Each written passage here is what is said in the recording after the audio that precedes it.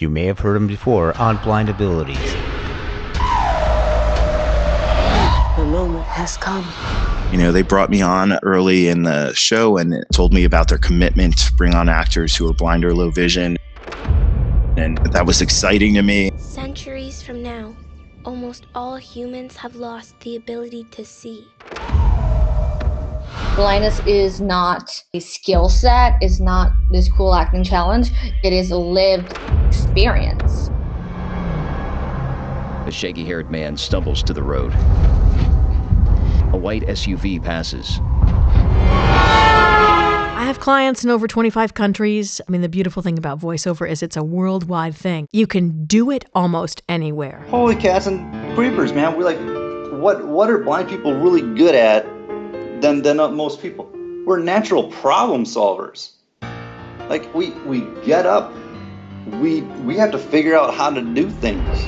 And now they return for an Entertainment Roundtable discussion with the blindness perspective. Actor, voice artist, singer-songwriter, Bree Klauser. The fact that I, as a human being, have to have someone vouch for me, like the Commission of the Blind or something, it makes me, there is a little bit of a deflation of feeling not competent. Voice artist, Satauna. Services like IRA that have lots of people working for them, all of those people are going to have these experiences with people who are blind, and then they're going to go out into the world, onto their next gig or whatever, and still have that information, and still have a much better grasp of what accessibility looks like or doesn't look like. Audio describer, Roy Samuelson. The challenges that happen when engaging with the entertainment industry. I'm curious what efforts have been successful when connecting with sight people to help, whether it's educate away some of the poor assumptions or the bad assumptions. How do you dismantle? I don't mean to put anybody on the spot, but I'm curious, maybe there's been an example that someone's had where a sighted person, quote unquote, got it. Associate producer and blindness consultant, Strechay. If we're going to include people who are blind or low vision, making sure we're including other types of disabilities as well. And none of those characters, whether they're in the background or not, were defined by their disability. Movie producer and music composer, Letnes. Well, that's the great thing about music is music cannot fix something that is poorly produced. Music will not save your film, but it will enhance what is put on celluloid or put on digital, which makes me think of Roy and Satauna about if people hear me and if people are saying, oh, this score is really good, well then, like you said, Roy, I have failed. I have not executed my job effectively. So I think that's something else that audio describers and composers do have in common. Some say sight was taken from them by God to heal the earth. And from all of us here at Blind Abilities, through these challenging times, to you, your family, and friends, stay well, stay informed, and stay strong.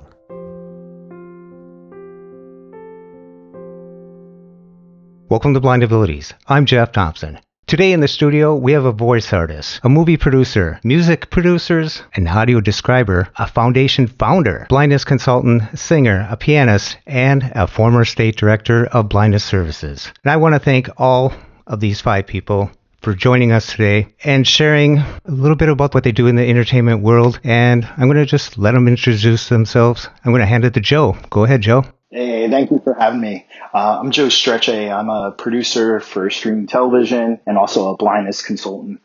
So I work with a show called C on Apple TV Plus, where I'm a co-producer for the show, and I was associate producer for season 1, where I advise on scripts and prop set, working with actors and training and movement and a lot more, creating accessibility on set as well for actors who are blind or low vision. But I also advise blindness organizations around employment and transition and assist in that manner. I live in Pennsylvania. I'm married to my lovely wife, Jennifer Strechay. I'm also totally blind. So that gives a great intro to me, and I pass it on. Hey, well, my name is Stephen Letnes. I am from Minneapolis, Minnesota. I am visually impaired, and I am primarily a music composer for film. Done over 130 films, several through some studios. Most recent one, Beneath the Ink, was nominated for an Emmy, and gotten into producing films recently, well, up until the pandemic hit. So spending a lot more time in Minneapolis than in my place. But my other job is I founded the Able Artist Foundation, which supports and empowers artists of all abilities around the world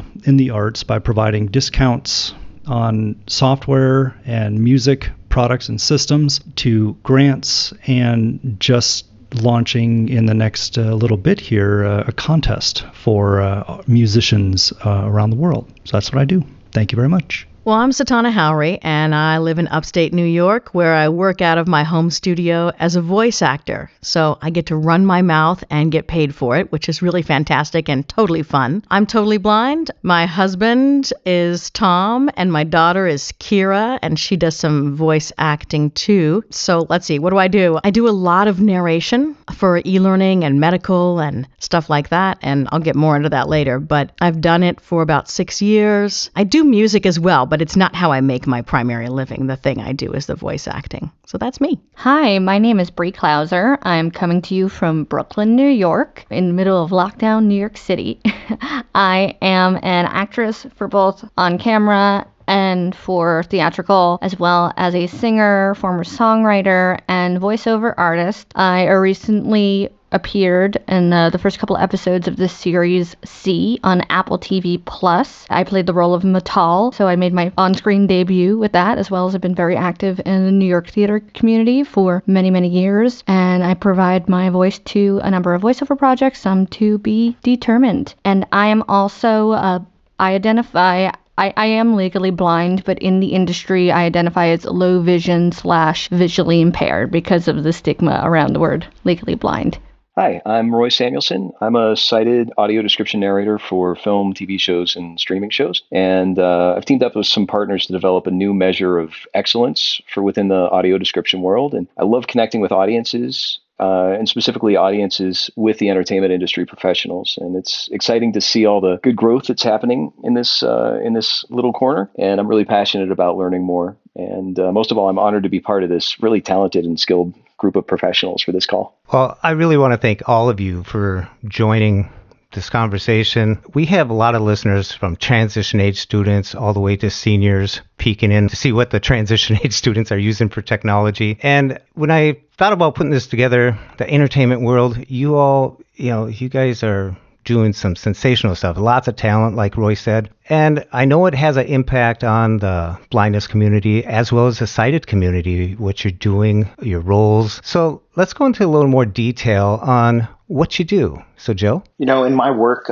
for Apple TV Plus and C, I get to impact the portrayal of blindness. That's how I really entered the entertainment business, is advising on shows and providing input as they were building out scripts or storylines around characters who are blind, and then training actors in that portrayal to make sure it's respectful and done right. And then over time, and I have a background in rehabilitation and blindness, and my graduate work was around blindness, Florida State University, and my undergraduate was around communications. It moved into not just those aspects, but helping to build a world around blindness. Our show involves a viral apocalypse, and then centuries after that viral apocalypse, and during that viral apocalypse, everyone went blind. But getting to help create the culture and rituals around those groups, and then figuring out how they might do it. But the employment side and the exciting part about my work of late is that I get to help create accommodations, but create universal accessibility as we bring on actors who are blind or low vision into our world, and making sure that their scripts are in the right format, or that their first mark or last mark is not an issue, and they're able to get the tactile markings or high contrast or whatever that is. But also making our studio accessible, and because Apple believes in accessibility and our production is committed to it and respecting blindness. And it's exciting to bring on a background who are blind or low vision, or actors who are blind or low vision. Currently, we have actors who are not blind or low vision as well, portraying blindness, and like names like Jason Momoa and Alfred Woodard, and down the line, I hope that these actors that come into our show will have the opportunity to keep moving up, and maybe we have the next Jason Momoa or Alfred Woodard who is blind or low vision. It's cool. And it's not just that, it's that the people I work with often will move on to other projects. And, our showrunner from season 1 left after season 1, and him and his writing partner created a show, and they went and hired actors with disabilities in different roles and developed characters around those individuals, including that disability, including someone who's low vision, but also other disabilities. So it's fun to be a part of that and get to impact the entertainment world in a different way. Wow, Joe. We need to talk. Oh, wow.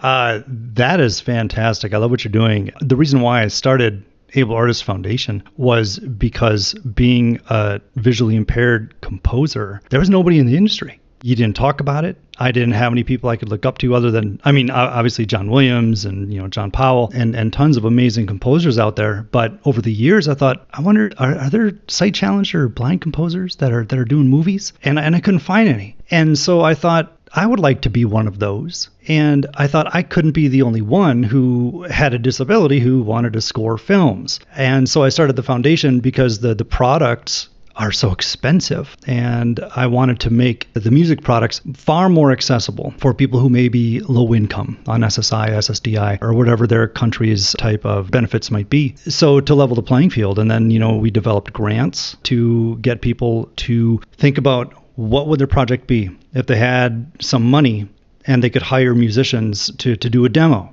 to send to studios or to send to producers or directors, say, hey, here's what I'm capable of. And same with the contest. And so the Able Artists Foundation was designed to get more people with disabilities into being able to score film, TV show, advertising, commercials, industrials, which honestly, I am spending an equal amount of time, if not more, doing the foundation now because there's such a need for it that I've noticed from countries all over the place, from Pakistan to Namibia to Nairobi, people reaching out. But I still have the fortune of being able to score films and industrials right now. I've actually got some jobs. Even during the pandemic, people are hiring me to score films, and who knows when the next film festival will be open and available so people can go see these. But I'm juggling a lot, but I really like what you're saying, Joe, and I'd love to have a conversation with you sometime more about what you do. So this is Satauna, and what I do in the entertainment industry would revolve around things like promo. So what's coming up next on your TV? What's coming up next on PBS, or what's coming up on Sunday morning, that kind of thing. Or radio and television ads, particularly right now with the election coming up. I know the pandemic has sort of thwarted the election in an interesting way, but there's a lot of political stuff going on right now, a lot of political ads. We tend to think of the national election, but there's a lot of local stuff that happens, a ton of it. And you don't realize how much until you're in this industry. And I do a lot of political, and I love the political stuff. It's a great way to get your stress out and just,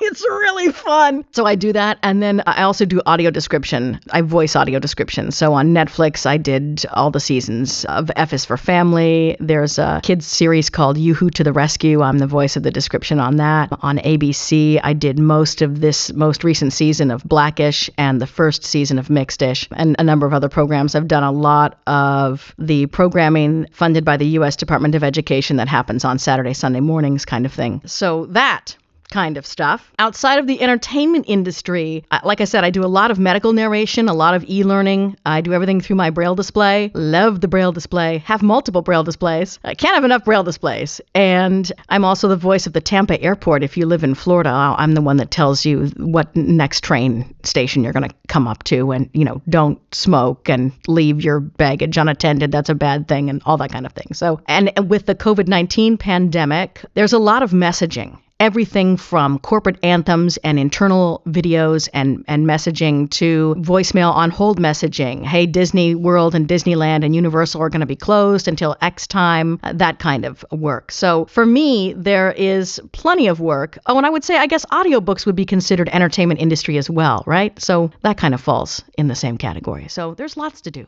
This is Bree again.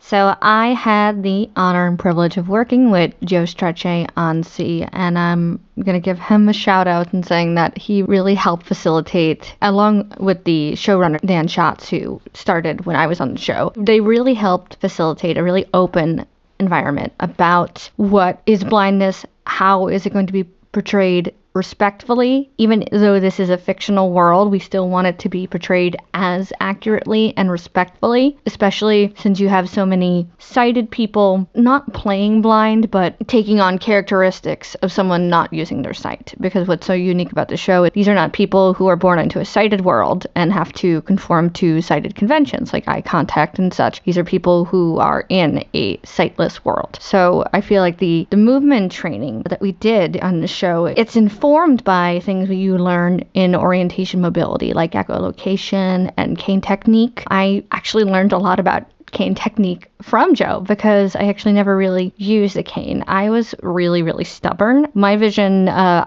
have what is called chromatopsia, photochromatopsia, which does put me over the legal blind line as far as the 2200 thing with correction, but I was very stubborn and I never really wanted to use a cane. But through the process of C, I learned the benefits of using a cane, and when I go to an airport and I whip it out and I get the help I need, and knowing how to use it was a really valuable technique in understanding blindness that is different from my own. And as an actor on that show, not only was I really excited to be part of this fantastical world. This isn't based on a book or a pre-existing story. Us as the actors got to create these characters from scratch. All we have are the words on the page and then our imaginations. So that was really exciting, but it was really exciting to have such influence, which sometimes as actors, we are there to fulfill the creative vision of the talented people around us, like our directors and producers and showrunners, but to have a voice as an actor in how the product is going to come across, because I and the other low vision actors on the show were providing a valuable source of information that they didn't have access to outside us and Joe, of course, who is the blindness consultant. So I would literally have the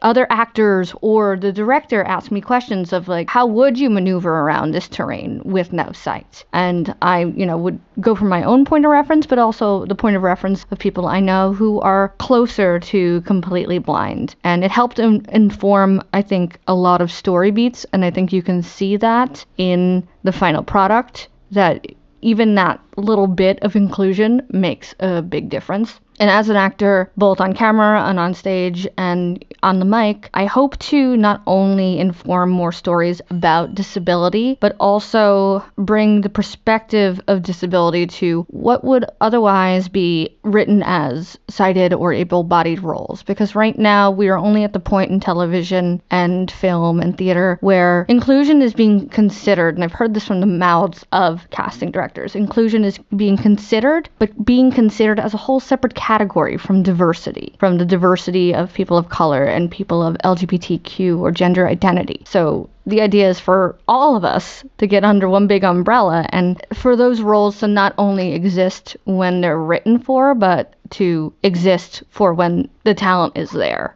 And that's what I hope to see in the entertainment industry. And it's a little bit of a slowdown for the on-camera stuff. I've gotten an opportunity to make tapes for people that I might not meet in the usual busy pilot season. But it's also a time to, reflect, meditate, work on your craft, work on yourself as a human being. So that's what I've been up to. Hey, this is Roy. Most of my efforts in the entertainment industry have been on the voiceover side in general. And when I started doing audio description narration, I found that I wanted to kind of keep it quiet initially and just kind of felt like it was this own little tiny place that I could play in my own sandbox. And thankfully, I was encouraged to step out of that and start to engage on social media and start to talk with other people. And the irony of that was by engaging in social media, specifically with our blind and low vision audiences, I started to learn more and find out a lot of my assumptions and how wrong they are. And that's still an evolving process. I'm still learning every day and I love it. Very passionate about that. But where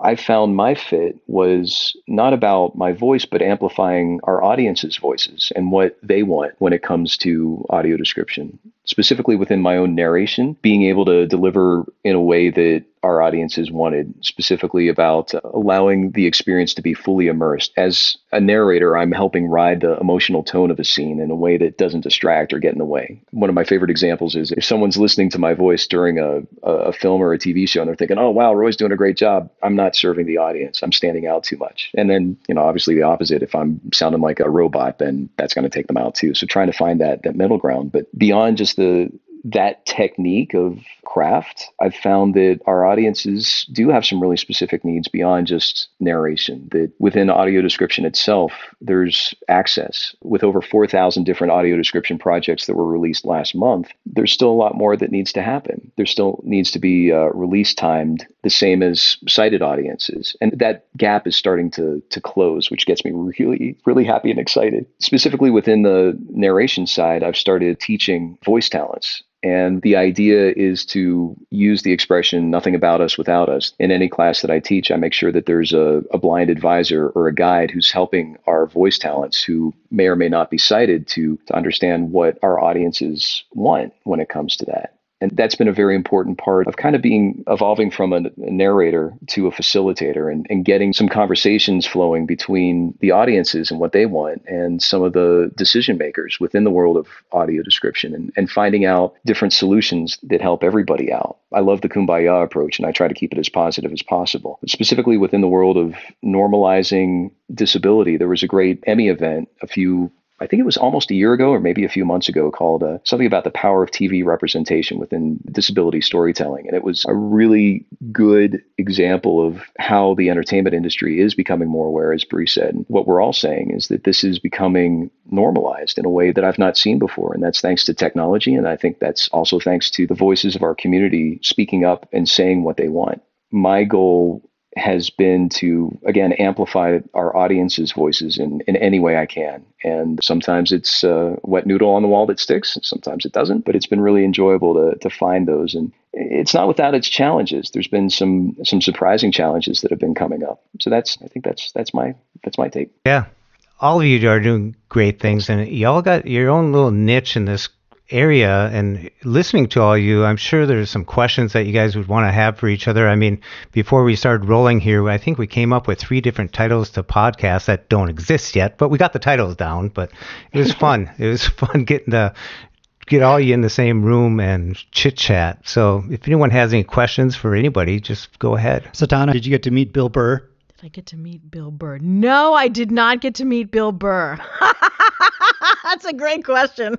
I mean, you do F is for Family, and I listen to the Bill Burr podcast every Monday and every Thursday. And to hear that you do audio description for F is for Family, I was like, I was very excited to hear that. Yeah, the audio description tends to be pretty separate from the actual show. There's not a lot of integration there yet. I would say oftentimes the people who are part of the show don't even have a clue that it's happening, really, because it's the last thing. And when I say the last thing, I mean the last thing. I was watching an interview the other day with one of the actresses from the show Scandal, which of course is done and over, but they were talking about the finale, and they were talking about how Shonda Rhimes, the creator of Scandal, made an editorial change like 3 days before it was going to go to air. And I thought, that's it. That's the thing is part of the disconnect, I think, with audio description is that the studios have no idea what goes into it. It's sort of viewed as this, it's kind of like closed captioning is what people think, but it's not, because, writers got to write it. And if a change is made in the final video, that can totally change how that script is worded and what happens. And so oftentimes, we're dealing with, because we're in the digital age and things can be changed and edited so quickly, sometimes we don't really get the finals of things until the very last second, and it's hard to squeeze all that stuff in.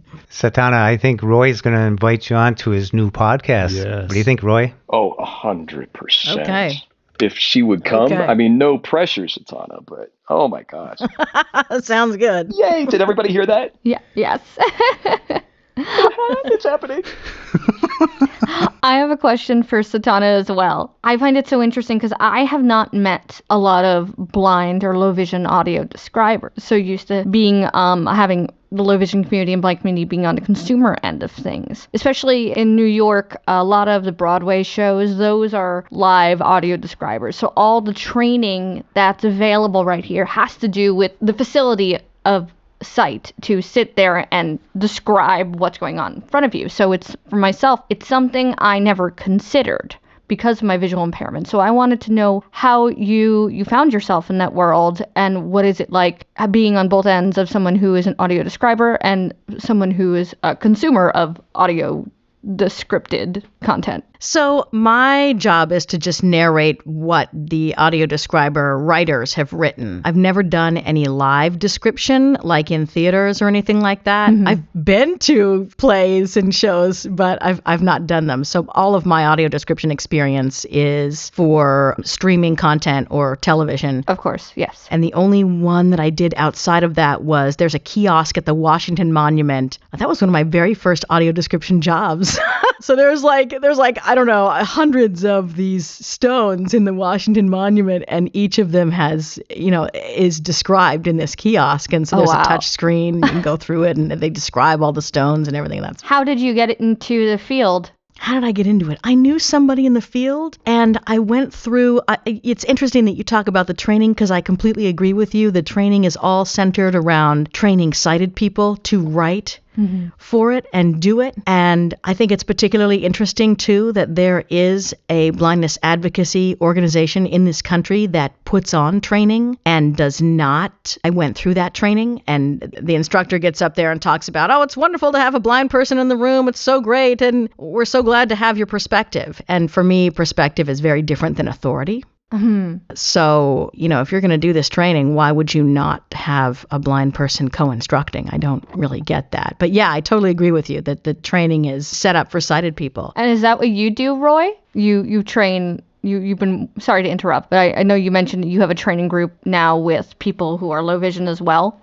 I'm specifically focusing on the narration side. And I think, and correct me if I'm wrong, Satauna, that's predominantly focused on the writing? It is predominantly focused on the writing, yes. Interesting. So for other low vision people like myself who would want to get into it, like what are our options in training in becoming audio describers for new media and television? Are you looking to write? Or are you looking to voice, or both? Voice, because I'm legally blind, so I couldn't be a writer because I don't see color. So that's one notch out of the block.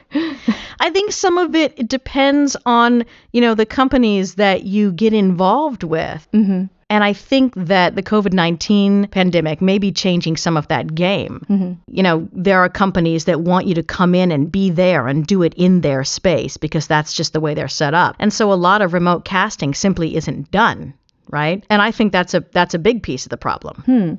Interesting. So I'm hoping that we see some changes in that, given where we are now. Yeah, absolutely. There's a lot of remote casting being done, not just in voiceover, but also even for on camera, people just screening people to meet people. Yes. People all over the country. I know the backstage emails are just blowing up my inbox. Backstage Magazine, all those castings. I saw the funniest remote casting looking for menstruators with disabilities. And I'm like, you betcha. And you got to show the different places in your house you can shoot. So I don't know, being in a one bedroom railroad, I might be at a disadvantage, but it's so cool. Just the different opportunities that have come out of this pandemic. Bree, I had a question for you. Sorry for all the non-menstruators. Yeah. Yes.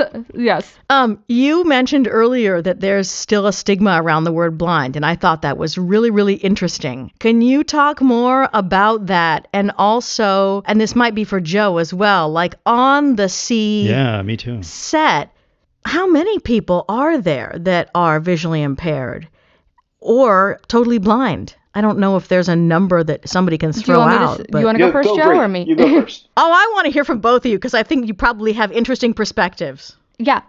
Just to clarify, your first question is about the word legally. So specifically the word legally blind. So we know that the word legally, you being on the blindness spectrum, legally blind is literally a legal term. So I feel like when people hear the word legally blind and they've never met someone who is legally blind and they don't have any experience of actually knowing a person, all the stereotypes come up. Yep. And as someone who doesn't fit, I would say, most of those stereotypes, it becomes very confusing and scary to the people who meet me in the industry. If I say legally blind, I think they hear the word legal and they think, oh, lawsuit, be careful.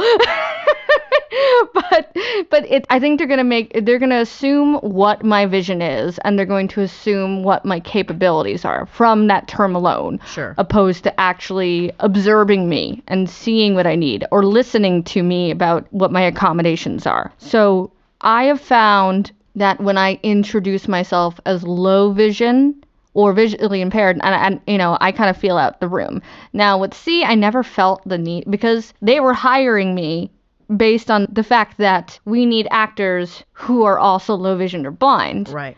I never had to do that kind of dance, so I got to be completely transparent. And a lot of times, I think I probably surprised a lot of people with, oh, you actually see that? Oh, you can actually do that on your own? So it was a learning curve for everyone involved. I didn't even start putting it on my resume until after C, that I was a person that identified with a disability. Mm-hmm. Yeah, I can imagine that. For years, and I talked about this when Joe and I and a couple of the cast members, we met Tim Cook from Apple. We did this lovely round table like this, except it was a big room and Jason Momoa and some camera people were there. I talked about this idea of kind of coming out as someone with a disability. And at that moment in time, and that's exactly about a year ago, I would say that I am still, I guess, out of the closet, but with caution, in the sense that I am not going to deny that I have a disability, because it's part of me and it's not going to change. And even though I don't feel disabled or I don't feel blind in my everyday life, because first of all, I was born with achromatopsia, so I was born legally blind and my vision has not changed much. So I haven't experienced the trauma of losing your vision. It's a whole different experience. And I often have to explain that to people, that, I can imagine as an actor, I can empathize with what that's like, but at the same time, that's not my story. That's not my story of blindness. Well, and that's also the story, though, that suffering sight loss narrative is the story that is most often told in the media. Exactly. Regarding your question about like the number of actors and such that we had on our show on Apple TV Plus to see, going off the top of my head, because I haven't spoke about this in a long time, I don't know. It was in the teens for actors with like lines. And then there were people for episodes that came in for pieces and episodes throughout. Some of them actually, we reshot some of it too. So some people were lost, including my cameo. I lost my cameo. My first cameo. Joe. But it's okay. I lost my cutting someone's head off. Yeah, that made it. Director's cut. Make it? No, it didn't. Yeah. We had two stunt performers who were blind or low vision. We had background who were blind or low vision, and throughout, I couldn't tell you, but over and over again. And we found, because we shot outside in the cold and the wet weather of British Columbia through the winter, including snowstorms and windstorms, this Vancouver blind hockey team was our most common backgrounds who, you're coming in there for what is minimum wage in Canada. And you're spending your whole day outside in horrible weather at times. Yeah. And we found that this hockey team was the most committed to it. But we had people who were musicians, other people, all kinds of different people moving into background. But we didn't stop at blindness and low vision. In our background, we had people who were deaf or hard of hearing. We had people with cerebral palsy. We had people, actor with ALS. We had individuals short of stature, individual using prosthetic leg. If we're going to include people who are blind or low vision, making sure we're including other types of disabilities as well. And none of those characters, whether they're in the background or not, were defined by their disability. Yeah, that's such a good point, Joe, because in that world, those other disabilities would still exist. Mm-hmm. Yeah, it's not just blindness. Right. But the primary characters on the show, the actors were sighted. Yeah. Well, it depends. Like top 10, Mara Lee was number 10 in our cast. Bree was number 23, is that right? 21. And we've a few others that were in the 20s and 30s as well. But yes, the top 9 were people with sight. And as our show moves on, there's going to become more of an awareness of those actors who are blind or low vision. And also, Marilee Talkington has helped, and Apple helped facilitate that too. But Marilee started a program called Access Acting Academy, and they did their first class in Los Angeles in January, where they're training actors who are blind or low vision, and for film and television and theater. I've talked to a couple of actors from the program who really enjoyed it. Yeah. It seems to be really strong, theatrical base. I know from Marilee's experience, when she went to conservatory, she had teachers tell her that she couldn't be an actor because she was legally blind. I was fortunate enough to not face that discrimination, but I'm sure there are a lot of people who want to go to drama school and study but they can't because of the community they grow up in or where they happen to go to school. So I feel like the Access Academy provides that resource for people who don't have that fundamental drama training. That was one of the things we brought up early on, was the access to actors who are blind or low vision that are professionally trained or have had a level of an experience. And it's going to take time for people to get that experience, as actors go through our show, and maybe down the line we will have a Jason Momoa or Alfred Woodard, who is someone who is blind or low vision. I was the director of the Bureau of Blindness and Visual Services in Pennsylvania, and state vocational rehabilitation looks at labor market information around jobs. And if in your local areas, and if you're not willing to leave that local area, opportunities for jobs might be slim and hard to find. And a lot of these agencies are looking at what that return is on investment. Is acting the best option for this individual, and probably have discouraged many people from going into acting. Oh, absolutely. So that type of program like Access Acting Academy from Mara Lee is opening up an opportunity. And all these programs that mentioned just in talking about narration and all of that, those are probably programs that have not been promoted. And there are a lot of people that wanted. So we had to be creative. One of our actors, Donovan, was a Canadian Paralympian world record holder in swimming. He had a broadcast background from back in the day and had done a little acting, but never in television or film. We had another guy who had been taking 2 years of acting classes, Jefferson. This was his first role, and he got to play in our show. And we had other people like Alex Balmer, who was a voice coach and for television and film and singing, and also had been an acting coach. And she came in and she was a recurring role in a couple episodes. Very cool. Thank you, both of you, for answering. Thank you. So thoroughly. Yeah. And while you're talking about that, Joe, I want to say, Stephen, what you're doing with your foundation, I'm really happy to hear that is not just reaching people in this country, but also internationally, because we often forget, although we're making progress here in the States and in Canada and in the first world, there are people in other countries living with disabilities or living with blindness who are, treated like the bottom of the barrel because there is not that progressive thinking. So the idea of them being a composer or a musician or an artist is just, there are no resources for them. So the fact that your foundation is helping people internationally, I think that is amazing.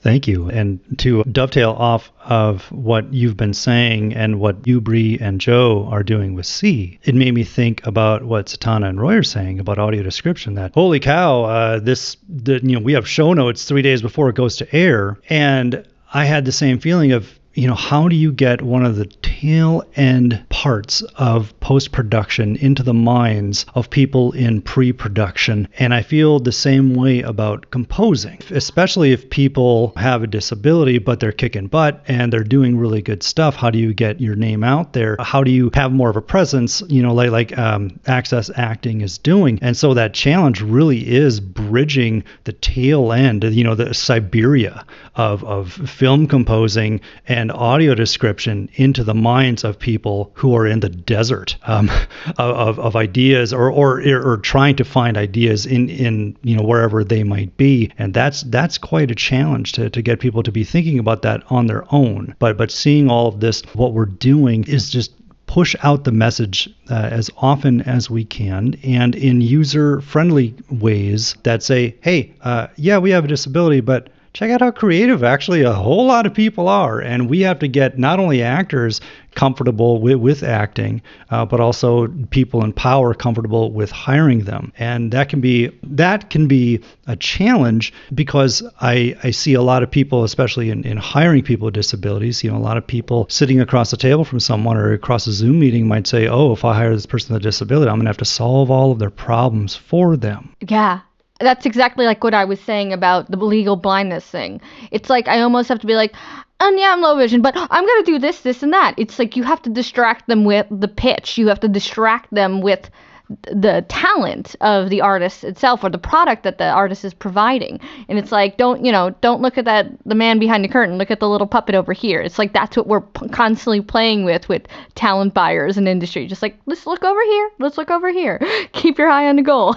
I think that's one of the things that I love about what I do, because by the time I open my mouth and say, oh, by the way, I'm blind, should it come up, and there are cases where it does, I've already proved myself to my client. So that shock value for them is considerably lessened because they didn't know that up front. So they didn't put me in that intrinsic bias box that they might even not realize that they've got, but that is there. So it's pretty cool to be able to say it once I've established a relationship with somebody. And then it's like, oh, so there's still that wow, awe, and amazement, but there's none of the, how are you going to manage this? That's so interesting because you use a Braille. So every copy that you ever get for a job, your Braille, because I've never used a Braille reader, does it just convert any kind of text into Braille? Yeah. So sighted people would have a monitor, right, as your output device with your computer. You're reading off of a screen. And so my output device is a Braille display. So it just takes the text and pops it up into Braille. You guys are bringing up some great points here, especially being diversified in the things that you do, going from Braille to large screen. Steve, you mentioned that we were talking a month ago or so, and you were talking about how you're going to be producing a movie on an island somewhere. And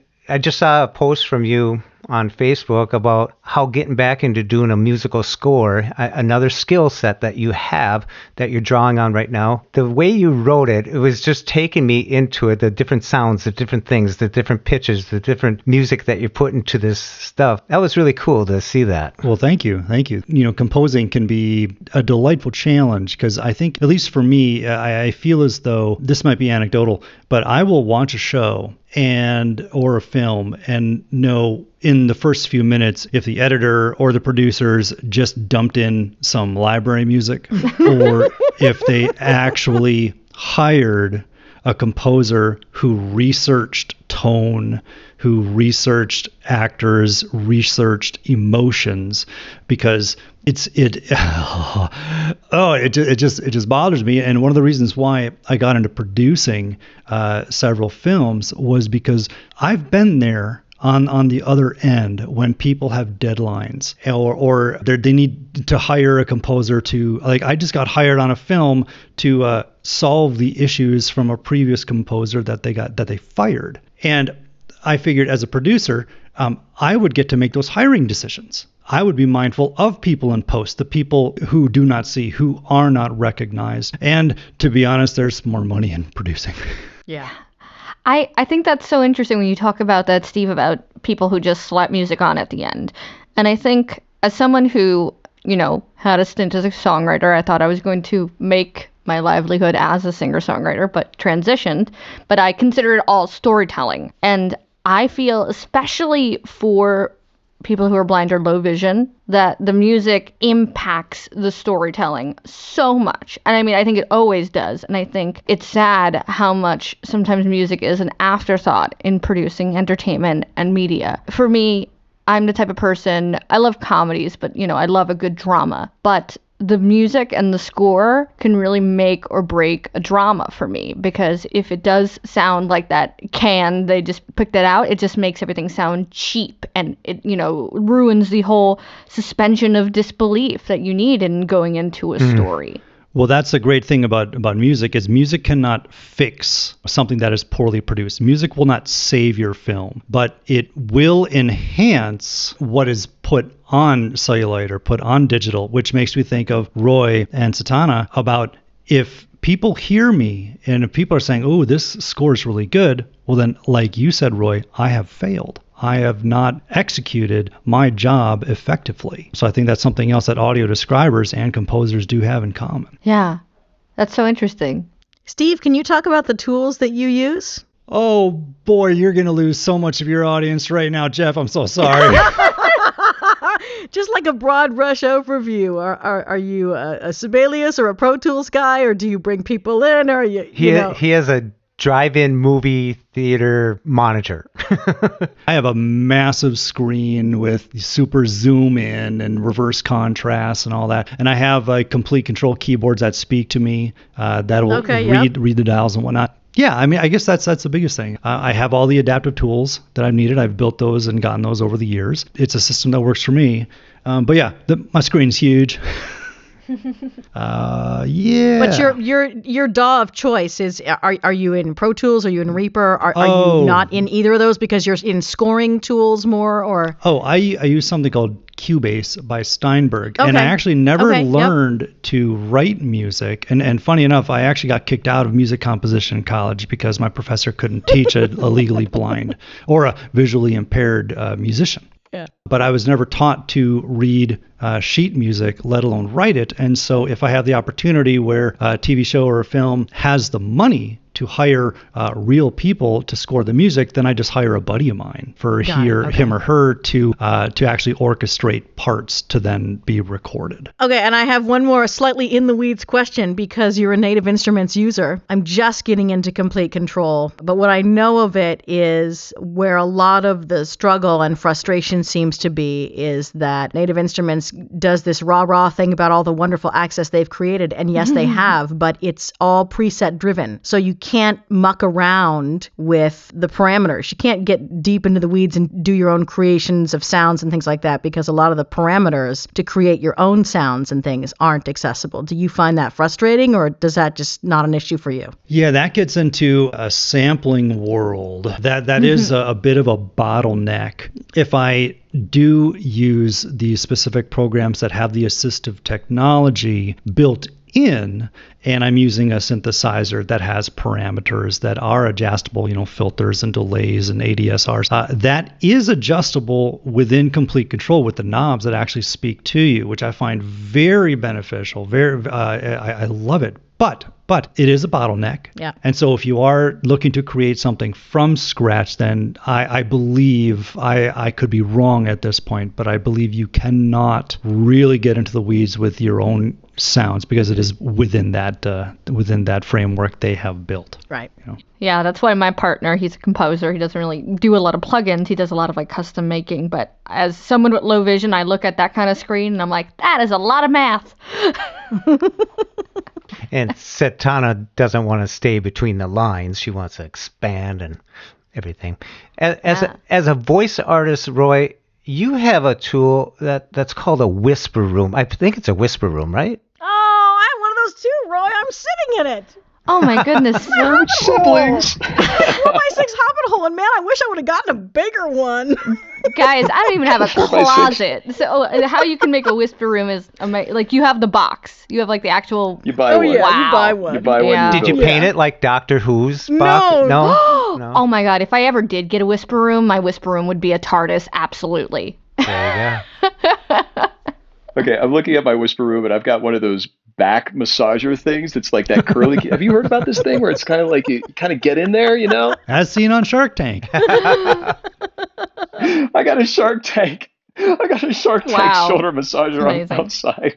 It's stuck with Velcro. It's ridiculous. Sorry. Anyway, can I ask a question to Joe and to everybody else? Absolutely. I'm wondering, Joe specifically, this is just a thought experiment, but I love our focus on performers who are disabled and blind and low vision. I'm curious about our audience and if there's any room, any leeway that production decisions could be made that would affect the audio description, or is that totally outside of the realm? There's so many other great steps that are happening with that show specifically. Would that push it over the edge, or is that just not practically available? You mean as we're filming, deciding things that might end up in audio description? Yeah, and Satauna, maybe you could jump in here, but there's a lot of limitations that happen when there's back-to-back dialogue, or sometimes there's a scene that's just, it's captured so beautifully that there needs to be a little more space, a little more room. And I've always wondered and curious that that's never been really a consideration. And again, this is just a thought experiment. It's not a recommendation. It's just a curiosity. That's a interesting question. Now, I can't say that we've looked at the dialogue, how the dialogue is set up or delivered to how we could fit the audio description within it. And it's an interesting question. I would say, I think Accessible Media in Canada, I had a meeting with them not too long ago. They were talking about how they were designing their audio description to almost be like narration. And kind of fit in there, but I can't say that we have. We definitely look at words that we want used for audio description during actions while we're filming. Oh, that's huge. Yeah. Yeah, that is huge. I, for one, I felt that the audio description for C was done very tastefully, because for a show that's about blindness, it's very visually rich. I'll go on and say that, like, you know, when we were watching, I'm a big critic of film and entertainment and television, and a product that I was a part of. And sometimes I felt like there were things that were in the audio description that might have been missed, or maybe wasn't described in the right way. And I'm hoping to impact that for season 2. So I hope to talk about that in the future. That's great. Very cool. Yeah. And one of the things that I was really impressed with was there's a British content creator. I'm not sure if she's a producer or otherwise, but she was involved in the creation of a media, whether it was a TV show or a film or short, I'm not clear. But they specifically wrote it so that there would be audio cues that would basically eliminate some of the audio description narration. And I thought that was a really creative. It's almost going back to the old radio play in a sense. That's cool. And I got one more question for the group. To Steve's point, the challenges that happen when engaging with the entertainment industry. I'm curious what efforts have been successful when connecting with sight people to help, whether it's educate away some of the poor assumptions or the bad assumptions. How do you dismantle? I don't mean to put anybody on the spot, but I'm curious, maybe there's been an example that someone's had where a sighted person, quote unquote, got it. I'm not even sure if that's a fair question or not. This is Joe. I kind of referenced that. It's not going to be a very specific, but the person that we mentioned, Dan Schatz, was the showrunner for season 1, and his writing partner, Jonathan Steinberg. Dan Schatz and John definitely got it and understand it. And they went on to start their own show and build it into their show. And I think that's the story. And I think Dan and I spoke about this at a variety event in Hollywood around our launch of our show. And like, Hollywood has not got it yet. No. and I don't think everyone gets it. Like, I feel like we can educate and try to teach and show and demonstrate. And some people are never going to get it. But you know what? A good amount of people are going to get it and understand. And I think everyone on this call is out there showing them, like Satauna was mentioning about after she had already completed the product, showing them, you know, people every day tell us what we can and can't do. And even when we were filming season 1, like there were sets and locations where they were a little more scared about me. But right from the beginning, when we set the standard, if our characters are going to be doing anything, I'm going to do it. So I went out in every environment that our characters were going to be, before the actors were on set, climbing down a waterfall. You're a very athletic blind person, though, Joe. Well, the edge of for one scene, going down to this edge of a cliff, like kind of bouldering, you know, and going on, there was this frozen lake and no one wanted to go onto it. I was like, I'll go on it. And we had water safety people there. And I'm like, you have water safety people there. I'm okay. So I'm going. And, how fun. Yeah. Oh, wow, cool. I got pulled off the edge of a boat. Yeah, she did. She did her own stunt. Yeah. Yeah. That's what we're doing Bree after this show. Stunt, where she's getting yanked off a raft into freezing cold water. Like, I think we have the opportunity to prove to everyone what we can do, and we shouldn't accept people telling us what we can't do. Building on that, Joe, is that what works so well when stuff really worked well with C is when things were a conversation. And I think in all areas of the entertainment industry, and this is not always my first instinct. Me as a person, as someone who has always had to advocate for myself my whole life, and just someone who is a little bit forceful to begin with, being a New Yorker, sometimes I'm one to just, I need this, and that, and bludgeon people with my ideas. But that doesn't work, because then you're making assumptions about what that person's experience is. Someone might make a comment that, implies some kind of stereotype about blindness. Oh, did you choose this because this word has eyes, whatever? And it might make me want to roll my eyes at them and be like, okay, they're being ignorant and putting me in a box. But who knows? They might have a daughter who is low vision. So I think on both of our parts, for people who are disabled or low vision and blind, and people are the advocates, and the people who are in the dark about this, I think there needs to be this openness to accept that no assumptions could be made. And I think that has always been the best way to educate people and change their minds and have them, metaphorically open up their eyes. Oh, I don't know. I like the bludgeoning idea personally. I'm there.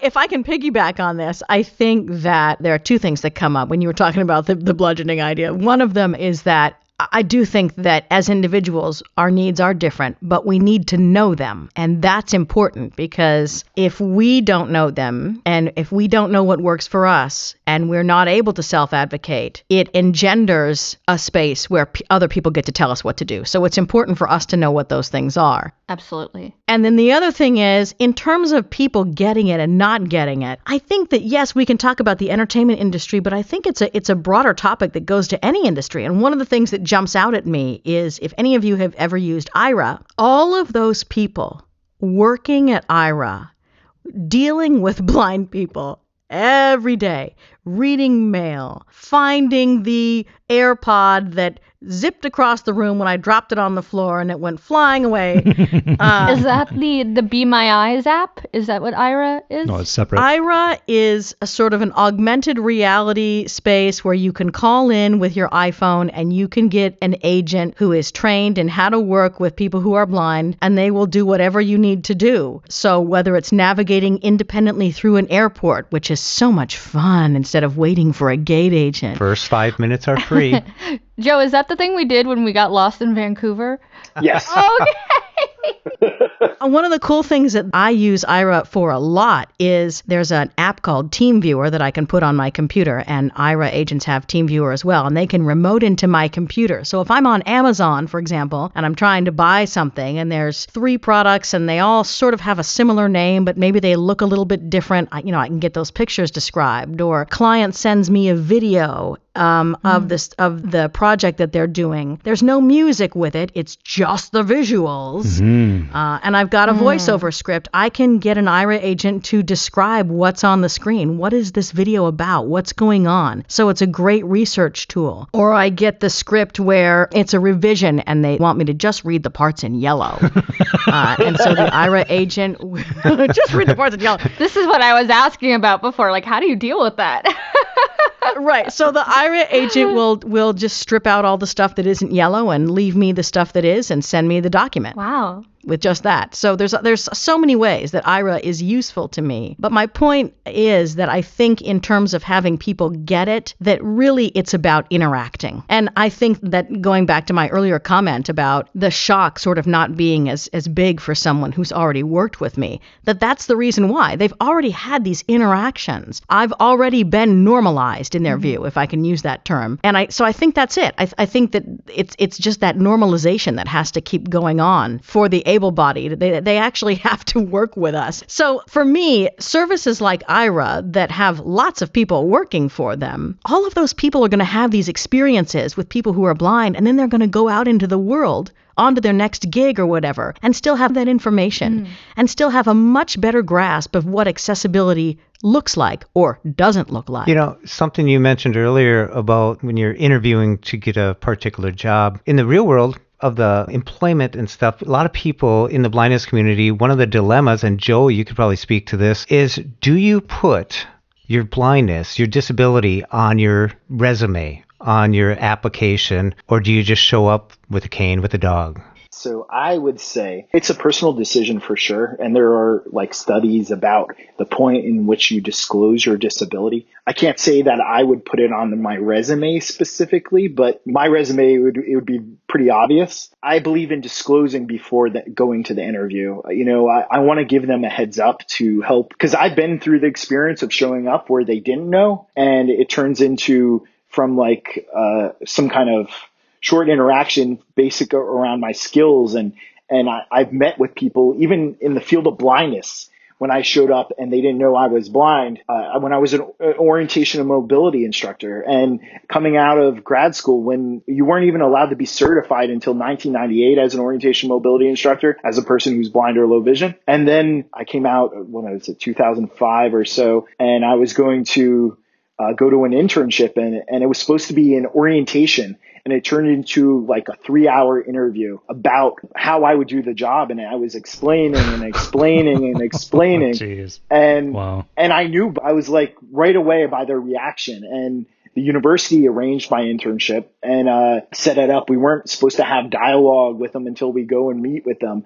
And it was my fault because I should have taken charge of it. I left there, literally called and found myself an internship, disclosing right away that I'm blind, or at the time, very low vision, and explaining that. And I believe in taking charge of the information, like controlling the message, like I get the opportunity for an interview. Before that interview, I'm going to explain that I'm blind, and I'm going to explain show up. I'm going to have a white cane, and then I'm going to be prepared to talk about and message about my skills and abilities, but also answer those top 2 questions. So like the National Industries for the Blind did a survey, a study back in 2011. What are the 2 questions that employers have about hiring someone who's blind or low vision? And number 1 is, how can you do the job? Number 2 is, how are you going to get to work? Mm-hmm. And it's not even just get to work, it's get to the bathroom. So I'm prepared to be able to talk about that, how I traveled all over the United States for my work. I spent literally 1 month, I remember back in some of my old work, 28 days traveling different places. Like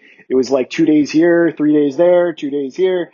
And, traveling on my own using my white cane and how I can do that and how I traveled to that interview. I'm prepared to talk about that. And in entertainment business or any employment place, you have to be able to address those misconceptions. And I like to call them the elephant in the room, when you walk in the room and mm-hmm. it's this like big purple elephant standing next to you, and you have to take control of the message. And everyone in this room is probably used to doing that. I loved what Satauna said when she was talking about being self-aware and knowing what will make you successful, because the biggest problem with anyone going into the employment world and teenagers, adolescents, whether they have a disability or not, is understanding where their skills and strengths and weaknesses are and how to talk about themselves. And that sales pitch Bree mentioned earlier, that tell me a little bit about yourself is your sales pitch. So I hope that, I don't know if that helps you there. Mm-hmm. Well, that's exactly it. It is sales. If you're not confident, they're not going to be confident in you. Mm-hmm. Yeah. If you don't mind, if I can speak on this as well, from someone who shows up, whether it be in a job interview, because, I still having to do survival jobs and things like that, or an audition, but even at a regular job interview, even though I'm not showing up with a cane or a dog, I still have to disclose. And, sometimes I say, well, you being an equal opportunity employer, just putting the guilt on them. But at the same time, I feel the need to have someone vouch for me. Just like as an entertainer, you have your rep vouches for you that, you're going to get the job done. But as the fact that I, as a human being, have to have someone vouch for me, like the Commission of the Blind or something, it makes me, there is a little bit of a deflation of feeling not competent, or like as someone who has done a lot of many part-time jobs, as an actor, with trying to do service jobs, which are not very easy for low vision people to do, or customer service related jobs. I'm constantly having to answer that question of how are you going to do this job in a way that my sighted counterparts don't have to deal with. And I think that's something that I think young people who are transitioning out of college or high school and going into the workforce, I think that's something that needs to be taught, because when you're in school, you have an IEP, you have everything set out, and you get to lay out your accommodations, whether you need more time for a test or specific low vision aids or, things marked up with bump dots, whatever you need. But once you're out of school, you're the only advocate, and it's really scary. I'm 4 or 5 years out of college, and I find still, right now in the remote economy, trying to look for remote work, I'm finding a number of assessments are not accessible because they're either timed or color coded or don't work with certain screen reading apps. And I was talking to Joe about this, is that if we move into a more remote economy, there is kind of a disadvantage for low vision people because employers become less accountable with making those jobs accessible. It is a little bit of a scary time to be someone of low vision during this crisis because of the way employment is shifting. I think you guys have given a lot of great advice for people who face the challenges every day, especially, like transition students looking for their future, whether they're going to be a movie producer, Steve, or any of these things.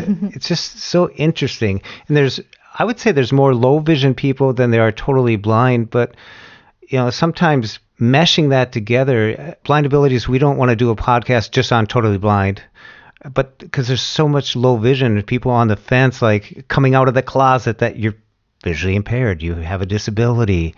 I love that when we did that podcast and you mentioned that. It was just a different perspective. I know it's not authority, it's perspective, Satauna. And Bree, one other thing is you said earlier that you're a former songwriter. If anybody gets a chance to listen to Homewrecker, great album, great song. I'm glad you love it. Yeah. I do. All of you have so many talents and skills and all that, and that's why you're here, so people get to know you some more. Y'all get to come out of the closet a little bit. A little bit more every day. But yeah, and Satauna, your excitement, your voice, it's your moneymaker, man. I like it when you... Thank you. Get rid of that stress. That was awesome when it just heard you do it. It was really fun. And Steve, your passion for your foundation, what possibilities you're opening up for people who may be disadvantaged or not have those opportunities. And Joe, telling Apple, the film crews and all that, what it's like to be blind. When I interviewed Bree, she was talking about how they wanted you to hurry down a hill, but that's not how a blind person who would approach that, so you and your team up there, conveying the message to the sighted people, it really matters. It really makes a difference. And Roy, what you're doing with audio description, that's I don't know if we're going to move audio description to the third week of the movie production. It's always right at the last thing before they kick it out. But what you're doing, and like you and Steve both said, Steve does scores for movie productions, that background music, and Roy, you're in the background, but it's just that enhancement, that touch that brings it full circle, to the listener, the viewer, and all of you are doing such a great job at enhancing our lives that it's really great that you guys could be here and people get to listen to you. And yeah, good stuff, you guys. Thank you very much. Yeah, it's been so much fun. Thank you for having us here, Jeffrey. Thank you so much. Yeah, this is wonderful, Jeff. If you guys want to say, how people, if they want to get a hold of you or something like that, we'll just go around. We'll start with Joe. Yeah, definitely. This is Joe Strechay, and you can find me on Twitter. I think it's at @JStrechay, and then I'm on LinkedIn and most other social media, as well as on Instagram. I'm pretty easy to find. My last name's very distinct. Yeah, and same with Joe. My name are my handles for all my social media. Stephen Letnes with a PH, STEPHENLETNES, and my phone number. Could you trace your house key too? In case we need to swim back. Can I have the last 4 digits of your social? I'm Roy Samuelson, and on social media, Twitter, Instagram, and I do alt text. And on Facebook, I use Roy Samuelson Biz, B-I-Z. I'm pretty active on the Facebook group Audio Description Discussion. It's run by a blind audience member that's got tons of experiences, and it's a very lively and positive group. People want to learn more about audio description, and obviously the Audio Description Project site. If you Google Audio Description Project, you'll find all the links to the IMDb of audio description. This is Satauna Howery, and I'm going to spell my name because it's weird. It's Satauna, and you can find me at satana@gmail.com. You can find me on Facebook. I'm on Twitter at SatanaH. I'm on Instagram. I'm not a big social media user. I should be, but it's like a rabbit hole. I just get sucked in and then I get grouchy. So email me because that's the greatest way to reach me. And my website, www.satauna.com. I apologize for the noise. It's 7 o'clock in New York City, and that means we're celebrating our healthcare workers with fireworks outside. Very cool. So this is Bree Klauser, and I am most active on Instagram, and my handle is my name, BreeKlauser, and you can also visit my website, which is just breeklauser.com. And I'm really looking to get into virtual public speaking during this time to reach out to those transitioning communities, or whether you're losing your sight or getting out of school or trying to figure out how to find work. So if you'd like to reach out to me personally, you can email me at breeannklauser@gmail.com. That's BreeAnnKlauser@gmail.com. All right. Well, thank you all very much. This has been great. Really enjoyed it. Thank you. Thank you, Jeff. Thank you, Jeff.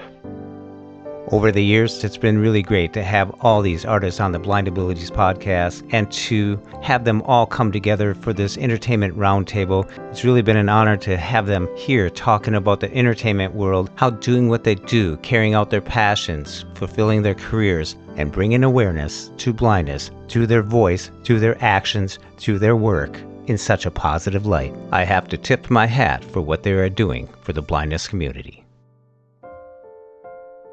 Be sure to contact your state services for the blind, your voc rehab, and find out what they can do for you. Live, work, read, succeed.